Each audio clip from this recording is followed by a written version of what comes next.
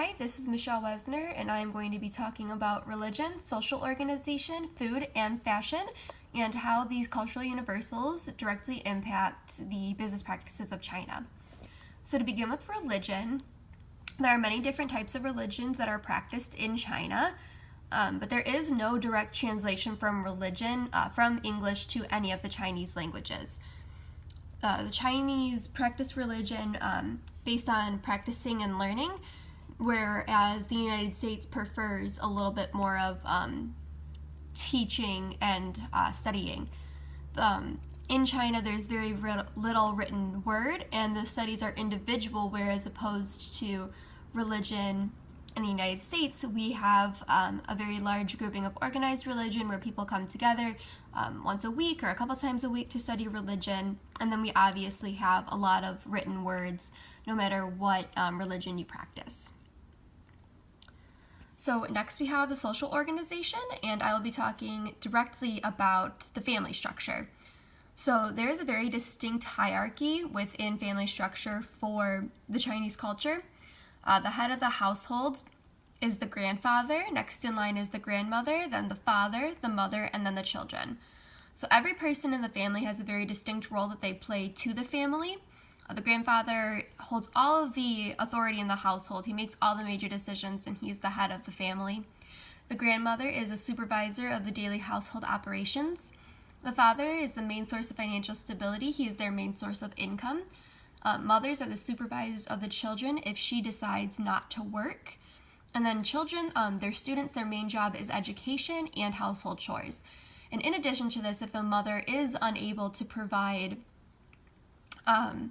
the supervision to the children, then the grandmother will step in and provide that service to the household. When businesses are looking at who they should target to market towards, it would be smart to market products to those who are buying it. So for household products, any products for the children, they should be marketed towards the mothers and the grandmothers, because those are the people responsible for taking care of those aspects of the house. The grandfathers and the fathers, those products are products that should be directly impacting the family, expensive things that the heads of the household will make the decision about. Children, any products that should be marketed towards them should be products that they can convince their parents will provide a benefit for them, because their only job is to learn and to be educated. They need to convey to their parents that whatever they're buying will be beneficial to them. Business locations, if there are any businesses that are looking to have a business within China, there are certain areas that they should be located. So being located in an urban area should be targeting the people who go to the working areas, meaning the parents, whether it's the father or the mother that is working, places that they can easily pick up products on their way to or from work, and the urban locations also offer a large population of visibility. If you have businesses located in the suburbs or the rural areas where most people live, then you should be marketing products that are towards the head of the household. Women and grandmothers don't want to leave the house and go very far to have to get their necessary products, such as groceries or household cleaners, anything like that, just to get their needed products. So you want to make those close to home so people don't have to travel very far to get to them. Gender roles, men have always been viewed as a center of the society in China, as the Confucius teachings had a very large lack of emphasis on women. There was a strong emphasis on men, which then created a desire for male children as opposed to female children within the family. So business practices also function as a hierarchy system, also based on the family structure. So communication and ideas must be passed in a linear fashion. So there's a very strong linear hierarchy, meaning you have a boss, your boss has a boss, your boss's boss has a boss, and all the way up to the top, starting from the bottom. And you must pass information and ideas through that chain of command. It's very disrespectful to go above your manager's head.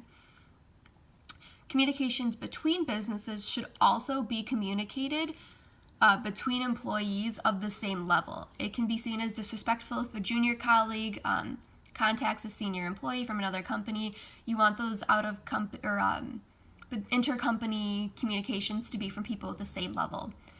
The managers are seen to be taking on a paternal role, same with being as like the man of the household, and subordinates are expected to not question their managers.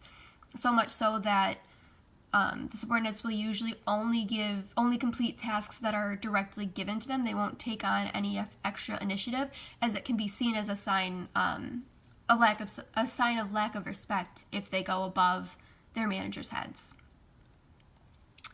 So fashion, up until the post-Mao era, or before the post-Mao era, China was very much so a unisex fashion style, meaning everything was unisex colors, blues and greens, and everything was jackets and pants. Post-Mao China has a more modern style, which is suits and ties for men, and modest blouses and skirts for women. These modern styles are most likely to be found in the urban settings, and appearance is seen to be very important. The better your appearance is, it shows your stronger desire to succeed and to elevate yourself. So fabrics that are appreciated in the Chinese culture are silk, hemp, and cotton. And these fabrics they separate the social classes and are usually worn by the upper middle classes. The fashion industry found a rebirth in 1978, and then by the 1980s it was a full-fledged industry again, with magazines, TV shows, things like that. Food has always been traditionally what is available in the area, so it varies from location to location, but each base of each dish is the same. It all has a starch, meat, and vegetables. And because the ingredients for most of the dishes are the same, the preparation is what makes each dish different. Ongoing variations in ingredients have made chefs adaptable. They work with what they have, but the style and the preparation for each dish will stay the same, but there could be some difference in ingredients. And meals are also served to value frugality. The meals are relatively smaller. It's seen as a sin to overindulge in food, so a lot of people try to make smaller meals, more affordable meals for people. These things are still valued within the Chinese business practices, and they translate from one to the next. So frugality is a huge value in the Chinese culture, and it's one of the difference in translations that we talked about in the Walmart business practices.